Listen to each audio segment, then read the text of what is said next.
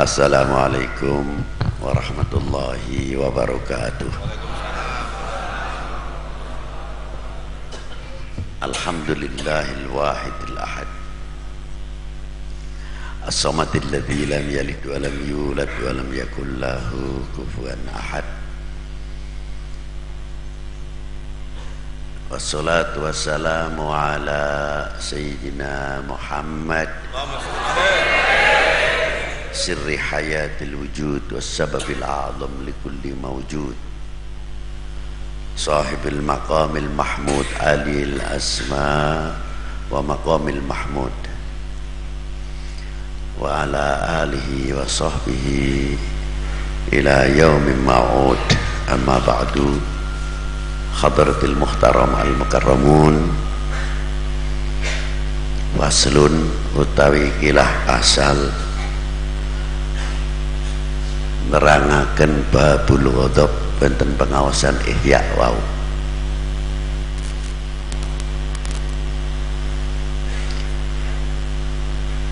Bab jengkel utawa ngamukan utawa pemarah niki ghadab niki ngoten niki. Wal ghadab sirru dulmah, intine kabeh kepetengan ning segala hal, sebab minal ghadab iku pemarah. Setiap pemarah lir kadya niku lho. Semakin cilik dikipasi semakin gede, semakin metu pegone nang mata peteng, nang mripat pedes. Ning aku ya ora nyindir kowe.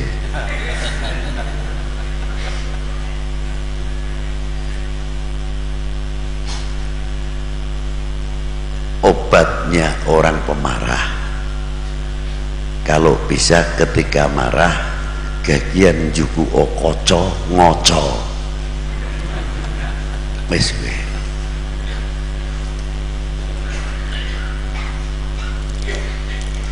Nek gelem ngoco, barang siapa mau bercermin, ghadab itu akan turun sendiri karena kita malu melihat muka kita itu seperti apa.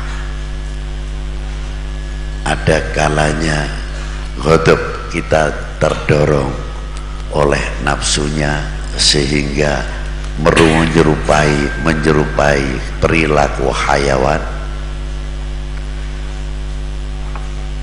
sehingga keluar mulut kita mithlul kalbin, seperti anjing utawa asu. Ateges kena ngopo diserupakake kaya asu, marga congore apa mulutnya mulai hidung tekan cangkeme niku wau ngucurake mughaladah sing angel ngilangane niku karepe. Utawa kaya satu galak sing tukang ngantuk lir kadya kala jengking klabang utawa ula.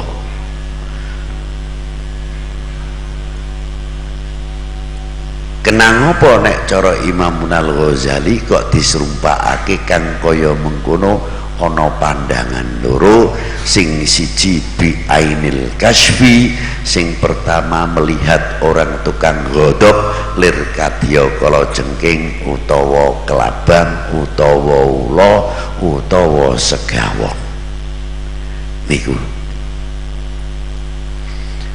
Nek jilat niku ya wis temenanan. Nek ngantuk aja takon, niku sifate wong kang duweni ghadab. Termasuk ghadab niku diantara bagian peranan amarah. Mangkane nalikane Mbah Yai Mutamakin oleh futuh saking Allah Subhanahu wa taala, anggone merangi nafsune nganti awake dhewe dicancang, sega diadepi, kepriye cara peranane nafsu niku wau metu sampai nafsune metu kate awake lir kadya barang kang muwaladah ya iku sing cok njegu.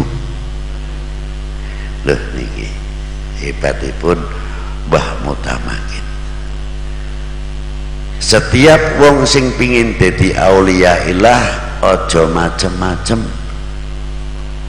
ngilangi dhisik sifat ghadabe, insyaallah cepet dadi waline luweh-luweh nang iki zaman. Nikilah dados ghadab niku luar biasa katoke sepele ning gedhi akibate. Beda ghadabe para aulia illah, ghadabe para anbiya, ghadabe para wong kang padha keparek ing ngarsa dalem Allah Subhanahu wa taala. Anggone ghadab mendahulukan bi'ainit talatuf karena kasihannya dahulu. Jadi ketika marahnya itu jatuh diterima oleh sifat talatuf karena kasih sayangnya. Jadi selalu dikawal oleh penuh kasih sayang, bukan karena benci, karena marah, tapi karena kasih sayang. Itu ghadabnya. Maka disebut ghadabnya para ulama, para aulia, lebih-lebih para anbiya setelah selesai. Loh niku contoh. Nalikane temurun surat Abasa wa Tawalla. Niku tak contone niku mawon. Ketika turun ayat Abasa wa Tawalla, teguran yang sangat lembut, bukan teguran marahnya Allah Ta'ala kepada baginda Nabi Sallallahu Alaihi Wasallam. Maka menggunakan kalimah dhamir ghaib, tidak mukhatab abastah, tidak, tapi abasa wa tawalla an ja'ahul a'ma, lembut sekali. Nah ketika Rasulullah diingatkan, ini surat dibagi 3 bagian. Yang pertama hakullah, yang kedua hakur Rasul, dan yang ketiga haknya Abdullah bin Umi Maktum. Haknya Allah Subhanahu wa taala jelas, yang tidak akan memberikan taufik wal hidayah kepada Abdullah bin Umi Maktum. Rasulullah standarnya syariah, walaupun mengetahui seandainya Allah Ta'ala tidak akan memberikan taufik wal hidayahnya kepada tokoh-tokoh Quraisy yang dihadapi Rasulullah pada waktu itu, tetap Rasulullah tidak mau kitman atau menyembunyikan perintahnya Allah Subhanahu wa taala, tetap balagha risalah wa addal amanah wa nasohal ummah. Masalah taufik wal hidayah biyadil maula. Loh, itu hebatnya Rasulullah. Bukan berarti Rasulullah sekalipun sudah mengetahui lalu Rasulullah berhenti, tidak. Ini haknya Allah Subhanahu wa ta'ala. Yang kedua haknya Rasulullah ketika argumentasi dengan tokoh Quraisy pada waktu itu, tokoh kufar. Bagaimana Rasulullah begitu turun ayat karena sebab Abdullah Umi Maktum, seorang yang dorir, tidak bisa melihat, pada waktu itu ditegur oleh Allah Ta'ala dengan teguran yang kasih sayang, bukan teguran yang marah, dengan menggunakan abasa wa tawalla, lembut sekali.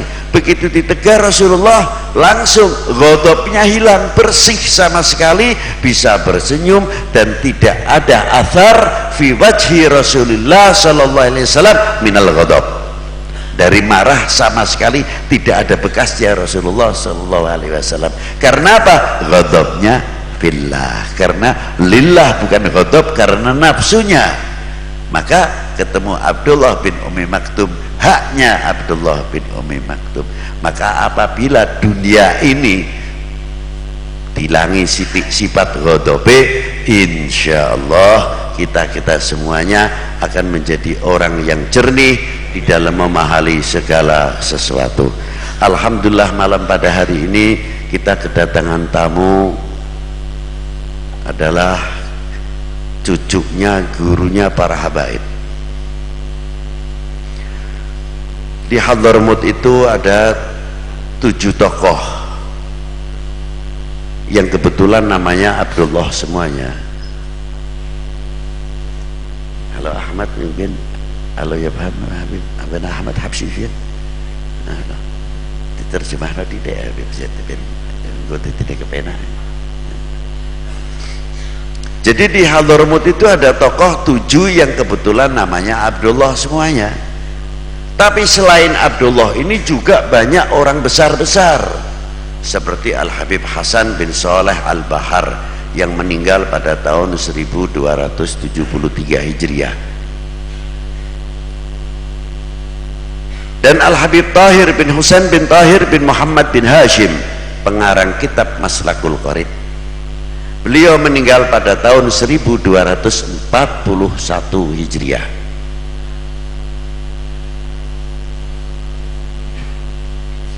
Selanjutnya Al-Habib Abdullah bin Husain bin Tahir Ba'alawi yang mengarang kitab Sulamut Taufik yang disyarahi oleh Kiai Nawawi Al-Bantani. Beliau adalah seorang qutbil ghath di zamannya. Dan yang kedua Al-Imam Halal Mushkalat sahib Al-Ayat Al-Bayinat Al-Habib Abdullah bin Umar bin Yahya yang pernah tinggal dulu di Pekalongan, memperluas Masjid Sapuro dan membuat Masjid Langgar Mencong, yang terakhir membuat Masjid Krapya. Tapi di tengah-tengah membuat Masjid Krapya, beliau dipanggil gurunya kembali ke Hadramaut. Yang ketiga Al-Habib Abdullah bin Husain bin Tahir. Dan murid-murid Al-Habib Abdullah bin Umar bin Yahya yang ada di Pekalongan pada waktu itu termasuk man akhoda tariqah dan beberapa kitab-kitab hadis maupun fikih, diantaranya Kiai Khomsa Landung Sari dan Kiai Nurul Anam mana namanya Ngeranji, dan yang ketiga Sidi Syekh Muhammad Ali Muddin adalah Kiai Pondo atau terkenal dengan Kiai Pondonya. Banyak lagi murid-murid Al-Habib Abdullah bin Umar bin Yahya dari kalangan para kiai maupun para habaib itu sendiri, khususnya yang ada di Pekalongan. Dan Al-Habib Abdullah bin Umar semua hampir 80% anak cucunya menjadi tokoh-tokoh ulama.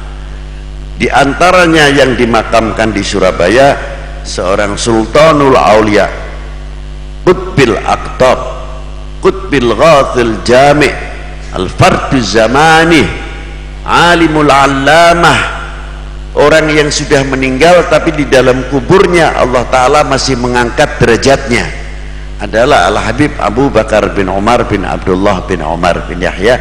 Kebetulan pada malam hari ini kita ketemuan cucunya 2 orang. Yang pertama adalah Habib Zaid, kita sudah banyak mengenal kepada Habib Zaid bin Abdurrahman bin Husain bin Abu Bakar bin Umar bin Abdullah bin Umar bin Yahya. Dan yang kedua Al-Habib Hashim, beliau adalah putra Mufti Taiz, bapaknya masih hidup menjadi mufti besar di Taiz, dan ayahnya adalah Habib Sahil tersebut. Nah, ayahnya namanya Al-Habib Ibrahim, juga seorang mufti besar di Taiz, guru daripada Al-Habib Umar bin Hafid bin Syah Abu Bakar, belajar dengan Al-Habib Ibrahim, Al-Habib Umar bin Hafid 21 tahun, banyak mengambil ilmu khususnya dengan Al-Habib Ibrahim bin Umar bin Aqil bin Abdullah bin Umar bin Yahya. Jane aku harap ngomong bin Yahya ki kecut nang cangkem. Saya bin Yahya, 2 orang bin Yahya, aduh Abdul bin Yahya. tapi kita menempatkan diri karena kebetulan beliau ulama. Kalau bin Yahya biasa ya ora, ini bin Yahya nih mas berlian ya tak iklanake. Nek bin Yahya nih kaya nyong ya amit-amit senggol bekaraten. Inilah. Nah, kebetulan yang luar biasa ini kita serahkan kepada Al Habib Hashim dan kepada Al Habib Zain, walau qalil, walau sedikit. Kita mengharapkan nasihatnya walaupun kalimaten. Fal yatafaddal al-akh Al-Habib Zaid bin Abdurrahman bin Husain bin Yahya. Tafaddal.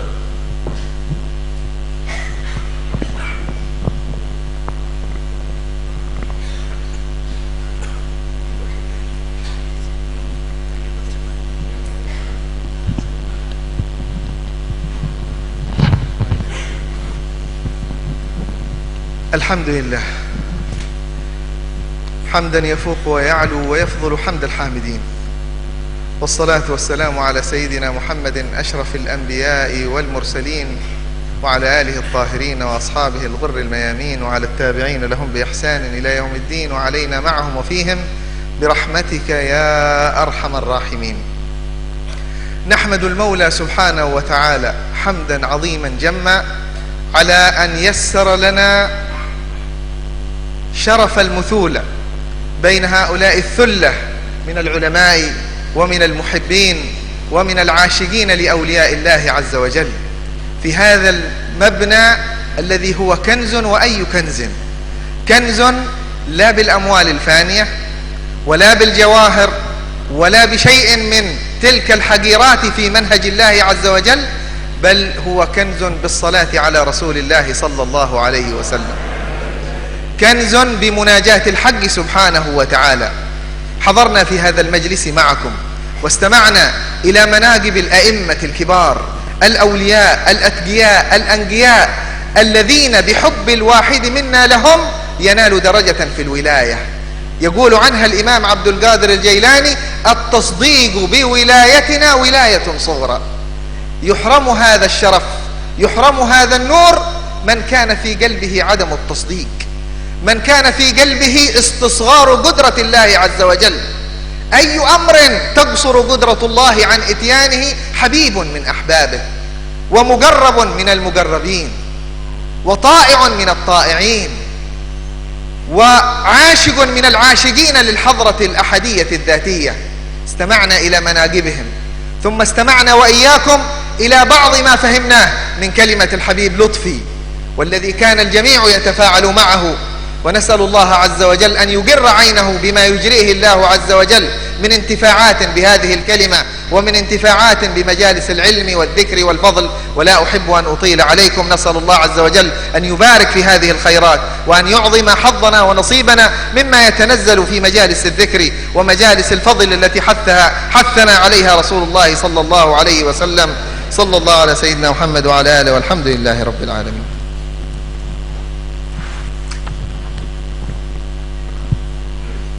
Bismillahirrahmanirrahim.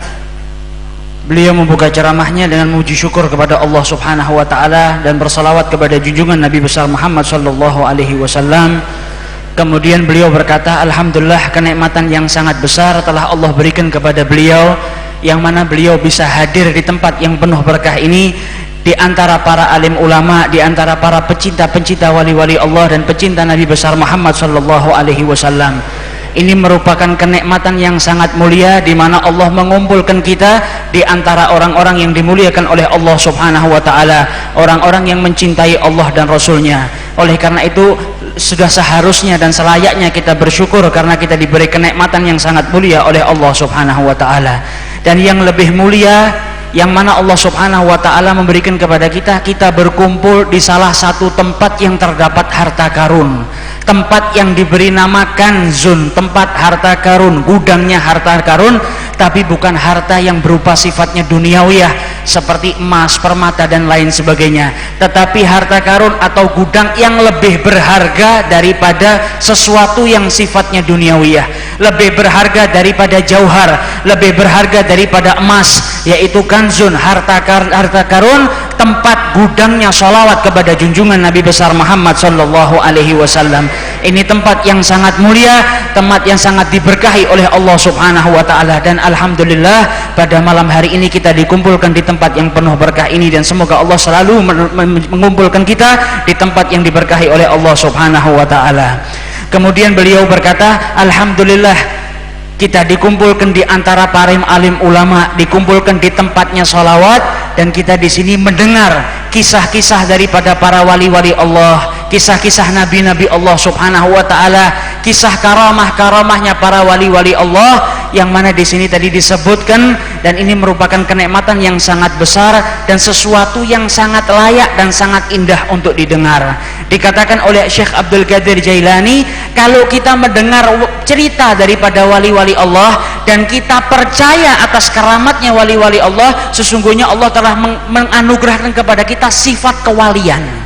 Kalau kita percaya dengan keramatnya para wali-wali Allah, kata Syekh Abdul Qadir Jailani, berarti Allah telah memberikan kita sedikit daripada sifatnya wali-wali Allah subhanahu wa ta'ala. Karena barang siapa yang tidak percaya dengan wali, tidak percaya dengan keramatnya Allah subhanahu wa ta'ala, berarti dia tidak percaya dengan Allah subhanahu wa ta'ala. Allah mampu berbuat apa saja, Allah dapat menakdirkan dan mengangkat siapa saja menjadi para wali-wali Allah subhanahu wa ta'ala. Maka dari itu tidak ada yang mustahil selagi kita percaya dan beriman kepada Allah subhanahu wa ta'ala. Dan alhamdulillah dari kenikmatan yang banyak, kita masih ditambah kenikmatan lagi, kita duduk di sini mendengarkan nasihatnya Habib Lutfi, mendengarkan pelajarannya. Beliau berkata tadi, walaupun saya faham sedikit-sedikit, tapi saya merasa gembira karena saya dapat mendengar wajangan dari guru kita Al-Habib Lutfi. Semoga Allah subhanahu wa ta'ala memanjangkan umur beliau, menganugerahkan kesehatan kepada beliau, amin ya rabbal alamin. Dan beliau tidak bisa mengutarakan nasihat untuk panjang lebarnya, dan beliau mengakhiri dengan doa semoga Allah subhanahu wa ta'ala memberkahi majelis ini, memberikan berkahnya kepada kita yang hadir di majelis ini, amin ya rabbal alamin. Wal afu minkum.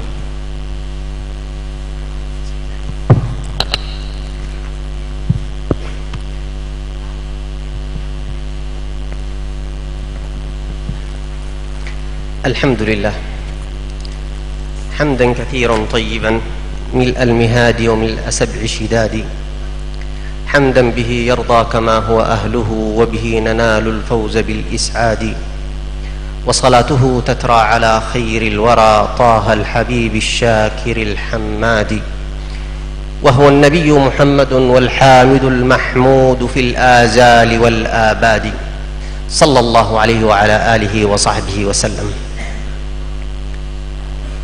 وإن فضل هذه الأمة إنما يأتي بالاتصال بإمام الأمة والارتباط بإمام الأمة صلى الله عليه وعلى آله وصحبه وسلم، وهو حبل الله المتين الذي أمرنا الله سبحانه وتعالى أن نعتصم به، والاعتصام به هو السير على دربه، والسير على دربه ومنهاجه وسيلة إلى حب الله سبحانه وتعالى.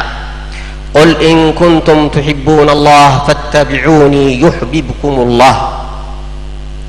فالتخلق بأخلاق المصطفى صلى الله عليه وعلى آله وصحبه وسلم يمد الإنسان بالأنوار، فكل خلق يتخلق به الإنسان من أوصاف هذا النبي النور الكامل، اللهم صل على نور الأنوار وسر الأسرار وترياق الأغيار ومفتاح باب اليسار سيدنا محمد المختار وآله الأطهار وصحابته الأخيار الذين نقيتهم من جميع الأرجاس والأنجاس وجعلتهم قادة لجميع الناس.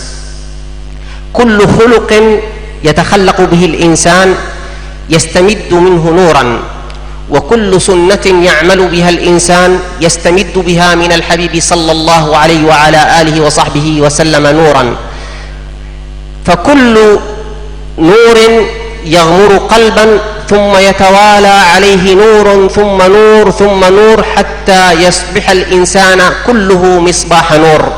الله نور السماوات والأرض مثل نوره كمشكاة فيها مصباح، المصباح في زجاجة، الزجاجة كأنها كوكب دري يوقد من شجرة مباركة زيتونة لا شرقية ولا غربية يكاد زيتها يضيء ولو لم تمسسه نار، نور على نور.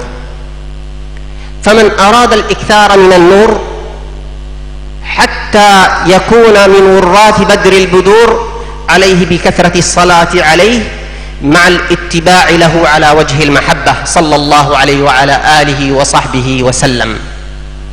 ولهذا سمعنا أن سيدنا عبد القادر الجيلاني رضي الله عنه وأرضاه قال: قدمي هذه على رقبة كل ولي إلى يوم القيامة. من أين أتى هذا القول؟ إنما أتى من لبس تلك الأنوار، وهي التي خلعت عليه من النبي المختار صلى الله عليه وعلى آله وصحبه وسلم، لأنه تبعه في جميع الآثار وفي جميع ما ورد إليه من الأخبار صلى الله عليه وعلى آله وصحبه وسلم. فكان في الظاهر عبد القادر الجيلاني وفي باطنه محمديا، محمد بن عبد الله. الكأس قادرية والخمرة محمدية.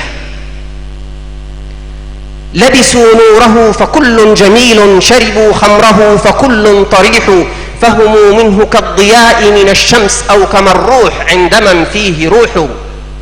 هكذا أوصاف أهل الله سبحانه وتعالى. والباب مفتوح والساحة تدعوكم إلى أن هلموا إلى بضاعة الله، هلموا إلى تجارة محمد بن عبد الله، إلى تجارة غالية. من أرادها فليبذل النفس والنفيس وليخرج من قلبه كل تلبيس لإبليس. هذه أوصاف من أراد الله سبحانه وتعالى، ولا يتم ذلك إلا بأن تقيم نفس النبي صلى الله عليه وعلى آله وصحبه وسلم مكان نفسك، لأن الله لا يغير ما بقوم حتى يغيروا ما بأنفسهم. فإن غيرت ما بنفسك غير الله حالك. فصلاح الظاهر هو تبع لصلاح الباطن، ومن أراد أن يصلح ظاهره فعليه بإصلاح باطنه. وإصلاح الباطن كيف يكون؟ بتغيير النفس. وكيف يكون تغيير النفس؟ بأن تخرج نفسك وتدخل نفس محمد صلى الله عليه وعلى آله وصحبه وسلم. أن يكون الرسول صلى الله عليه وعلى آله وصحبه وسلم أحب إليك من غيره. والله لا يؤمن أحدكم حتى أكون أحب إليه من ماله وولده ونفسه التي بين جنبيه. عندما سمع هذا الخبر سيدنا عمر بن الخطاب رضي الله عنه قال: يا رسول الله، إنك أحب إلي من مالي وولدي إلا نفسي التي بين جنبي. قال له النبي صلى الله عليه وسلم: لا يا عمر، لم يكتمل إيمانك يا عمر. فأخذته رضي الله عنه رعدة وحالة نفسية، فقال: والله يا رسول الله لأنت الآن أحب إلي من مالي وولدي ونفسي التي بين جنبي. فقال له النبي صلى الله عليه وعلى آله وصحبه وسلم: الآن كمل إيمانك يا عمر، الآن كمل إيمانك يا عمر. بما كمل إيمان عمر؟ لأنه أخرج نفسه وأدخل نفس النبي صلى الله عليه وعلى آله وصحبه وسلم، لأن النبي صلى الله عليه وصحبه وسلم هو الكامل، ولا تكميل لأحد إلا بكماله صلى الله عليه وعلى آله وصحبه وسلم. فكل كمال مستمد منه، ولكن الاستمداد هذا وهو الذي قال عنه الله سبحانه وتعالى في آية المباهلة: قل فادعوا أبناءنا وأبناءكم ونساءنا ونساءكم وأنفسنا وأنفسكم. فقالوا: من هو نفس النبي صلى الله عليه وسلم في الآية؟ كانت هذه نفس النبي هو سيدنا علي بن أبي طالب رضي الله عنه وأرضاه. فمن أراد ذلك فليخرج نفسه وليدخل نفس النبي صلى الله عليه وعلى آله وصحبه وسلم بالاتصاف بأوصافه، بالتخلق بأخلاقه، وببذل اليدين في الإنفاق وبترك المعاصي، وببذل اليدين في الإنفاق وبكثرة السباق إلى مهايع هؤلاء القوم وهؤلاء الرجال. وعند ذلك إن أخرجت نفسك ودخلت نفس النبي صلى الله عليه وعلى آله وصحبه وسلم قام فيك النبي صلى الله عليه وصحبه وسلم.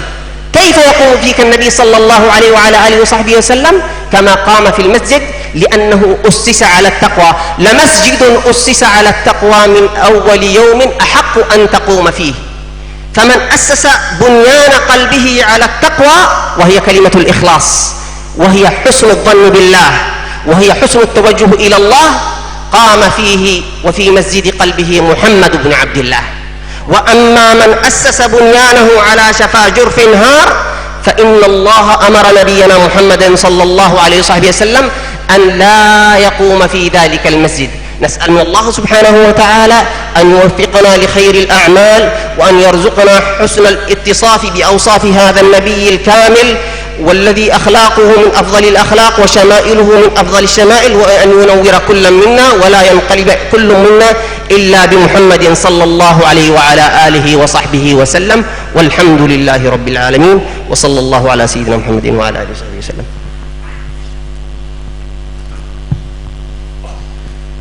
Beliau membuka ceramahnya dengan memuji syukur kepada Allah Subhanahu wa taala, kemudian bersalawat kepada junjungan Nabi besar Muhammad sallallahu alaihi wasallam. Kemudian beliau berkata bahwasanya keutamaan yang diberikan oleh Allah Subhanahu wa taala kepada umat ini, manusia daripada umatnya Nabi besar Muhammad sallallahu alaihi wasallam yang menginginkan mulia hanya memiliki satu syarat, yaitu memiliki ikatan dan hubungan dengan Nabi besar Muhammad sallallahu alaihi wasallam. Jikalau sebagai umat Muhammad menginginkan dimuliakan oleh Allah Subhanahu wa taala, hanya ada satu jalan, yaitu memiliki hubungan yang kuat, al-ittisal kepada Nabi besar Muhammad sallallahu alaihi wasallam. Sesungguhnya ikatan dan hubungan yang sangat kuat dengan Nabi besar Muhammad sallallahu alaihi wasallam adalah jalan yang paling utama, jalan yang paling bagus untuk mendapatkan kecintaan Allah Subhanahu wa taala. Barang siapa yang menghendaki dicintai oleh Allah Subhanahu wa taala, hendaknya ia mempererat hubungannya dengan Nabi besar Muhammad sallallahu alaihi wasallam, sebagaimana difirmankan oleh Allah Subhanahu wa taala, "Qul in kuntum tuhibbunallah fattabi'uni yuhibbukumullah." Diperintahkan langsung Nabi besar oleh Allah Subhanahu wa taala untuk berkata kepada umatnya, jikalau kalian mencintai Allah Subhanahu wa taala, fattabi'uni, ikutilah jejakku, niscaya Allah Subhanahu wa taala akan mencintai kalian. Barang siapa yang memiliki akhlak, berakhlak sebagaimana akhlaknya Rasulullah sallallahu alaihi wasallam, maka itu termasuk salah satu bukti daripada kecintaan kita kepada Nabi besar Muhammad sallallahu alaihi wasallam. Dan setiap amal yang di situ ada hubungannya dengan Nabi besar Muhammad sallallahu alaihi wasallam, kalau kita laksanakan, kita lakukan, akan menjadi cahaya dimasukkan oleh Allah Subhanahu wa taala ke dalam hati kita. Orang yang berakhlak seperti akhlaknya Nabi, Allah akan memberikan cahaya di dalam hatinya. Dan kalau semakin banyak kita melaksanakan sunnah-sunnahnya Nabi, adab-adabnya Nabi, maka Allah akan memberikan kita cahaya, cahaya di atas cahaya, cahaya di atas cahaya. Akhirnya seluruh tubuh kita seperti lampu, bahkan seperti bulan saking terangnya, di mana Allah Subhanahu wa taala memberikan cahaya-cahayanya kepada kita. Itulah keistimewaannya bagi umat ini yang memiliki ikatan kuat dengan Nabi besar Muhammad sallallahu alaihi wasallam. Bagaimana supaya kita cinta kepada Allah dan Rasulnya? Bagaimana supaya kita semakin cinta kepada Rasul dan mengikuti jejak beliau? Cara yang paling utama yaitu memperbanyak sunnah kepada Nabi besar Muhammad sallallahu alaihi wasallam, memperbanyak salawat kepada beliau, kemudian mengerjakan sunnah-sunnahnya, berjalan di jalannya baginda Nabi besar Muhammad sallallahu alaihi wasallam. Orang yang punya banyak cahaya dari Allah, derajatnya akan dimuliakan oleh Allah. Banyak beramal di jalannya Nabi, berarti dia banyak mendapat cahaya Allah. Kalau sudah banyak mendapat cahayanya Allah, dia akan menjadi manusia yang paling mulia, manusia yang dimuliakan oleh Allah Subhanahu wa taala. Sebagaimana Syekh Abdul Qadir Jailani, seorang wali min auliyaillah yang sangat besar derajatnya, yang sangat tinggi di sisi Allah. Beliau berkata bahwasanya kaki saya ini selalu berada di atas rugbah, di atas pundaknya wali-wali Allah. Perkataan beliau mengatakan, menjabarkan bahwasanya derajat beliau selalu berada di atas para wali-wali Allah, selalu naik derajatnya, tinggi di atas wali-wali Allah, karena beliau termasuk wali Allah yang sangat banyak cahaya, mendapatkan cahayanya Allah Subhanahu wa taala. Dan itu bukan hanya diberikan kepada Syekh Abdul Qadir Jailani, tapi banyak kepada para wali-wali Allah yang lainnya. Dan kita pun juga bisa mendapatkan, karena pintu cahaya tadi tidak ditutup sama Allah. Pintu cahaya tersebut selalu dibuka oleh Allah Subhanahu wa taala, dan kita selalu diserukan oleh Allah Subhanahu wa taala, kemarilah, masuklah ke pintu ini, berbuatlah amal sebagaimana yang dilakukan oleh Rasul, hidupkanlah mahabbah Rasul sallallahu alaihi wasallam di hati kita, agar kita bisa di derajat kita dimuliakan oleh Allah Subhanahu wa taala. Beliau juga berkata bahwasanya barang siapa yang mau memperbaiki zahirnya, selebihnya terlebih dahulu memperbaiki batinnya terlebih dahulu. Orang tidak bisa memperbaiki zahirnya kecuali batinnya sudah diperbaiki terlebih dahulu. Kita mau ibadah yang benar secara zahir, batin kita harus dibersihkan terlebih dahulu, karena kunci daripada zahir adalah batin. Kalau kita mau membersihkan, mau membenarkan zahir kita, maka terlebih dahulu kita benarkan batin kita, kita sucikan batin kita agar kita benar-benar menjadi hamba yang mulia di sisi Allah Subhanahu wa taala. Dan hendaknya setiap orang yang beriman, yang cinta kepada Rasulullah sallallahu alaihi wasallam, tidak meletakkan siapapun di hatinya, tidak mencintai siapapun di hatinya melainkan Nabi besar Muhammad sallallahu alaihi wasallam adalah orang yang paling cintai. Jangan sampai kita mencintai harta kita lebih daripada Rasulullah. Jangan sampai kita mencintai keluarga kita melebihi daripada Rasulullah sallallahu alaihi wasallam. Yang ada di hati kita yang nomor satu, yang paling utama adalah Nabi besar Muhammad sallallahu alaihi wasallam, sebagaimana beliau riwayatkan cerita Sayyidina Umar ibn Khattab ketika ditanya oleh Rasul, "Wahai sahabatku Umar, bagaimana rasa cintamu kepadaku?" Maka Sayyidina Umar berkata, "Ya Rasulullah, aku mencintaimu melebihi daripada keluargaku, melebihi daripada hartaku, akan tetapi aku lebih mencintai diriku sendiri daripada dirimu." Kemudian Rasulullah berkata, "Jangan ya Umar, jadikanlah engkau mencintai kepadaku melebihi daripada segala-galanya." Mendengar ucapan baginda Rasulullah, Sayyidina Umar merasa sedih. Kemudian beliau muhasabah, mengintrospeksi dirinya, sampai beliau sadar dan mendatangi Rasulullah sallallahu alaihi wasallam dan berkata, "Ya Rasulullah, aku mencintaimu melebihi daripada segala-galanya." Kemudian Rasulullah berkata, "Al-ana akmalta imanak ya Umar." Sekarang engkau telah menyempurnakan imanmu wahai Umar. Sebelumnya berarti Sayyidina Umar bin Khattab belum sempurna imannya karena masih mencintai dirinya melebihi Rasulullah. Kecintaan Sayyidina Umar kepada Rasulullah yang sangat luar biasa menjadikan iman beliau semakin sempurna. Begitu juga dengan kita. Kalau kita ingin menjadi hamba yang sempurna imannya, kita harus mencintai Rasulullah sallallahu alaihi wasallam melebihi daripada segala-galanya. Insya Allah apa yang kita dengar ini mendapat berkah dan bermanfaat kepada kita, dan kita dijadikan hamba-hamba yang benar-benar mencintai Allah dan Rasulnya. Amin ya rabbal alamin. Ini yang bisa saya terjemahkan, kurang lebihnya mohon maaf. Wal afu minkum.